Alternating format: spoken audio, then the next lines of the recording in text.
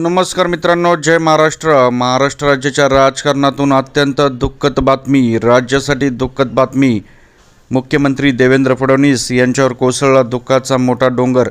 जाणून घेऊयात सविस्तर अपडेट। चॅनलवर नवीन असाल तर चॅनलला नक्कीच सबस्क्राईब करा। महाराष्ट्र राज्याचे मुख्यमंत्री देवेंद्र फडणवीस यांच्यावर दुःखाचा डोंगर याविषयी माहिती आपण बघणार आहोत। राज्याचे ज्येष्ठ नेते आणि राज्याचे माजी मंत्री यांचे निधन झाल्यामुळे राज्यात दुःखाचे वातावरण आहे। ज्येष्ठ नेते व माजी मंत्री दत्ता मेघे यांच्या निधनाचे वृत्त समजताच राज्याचे मुख्यमंत्री तातडीने आपले सगळे नियोजित कार्यक्रम स्थगित करून नागपूर येथील खामला परिसरातील मेघे निवासस्थानी जाऊन दत्ता मेघे यांचे त्यांनी अंत्यदर्शन घेतले आहे। मित्रांनो, आपण देखील अशा नेत्याला भावपूर्ण श्रद्धांजली कमेंटमध्ये नक्कीच अर्पित करा आणि त्या ठिकाणी त्यांनी आपले सांत्वन केले, त्यांच्या परिवाराचे, आणि त्यांना भावपूर्ण श्रद्धांजली व्यक्त केली आहे।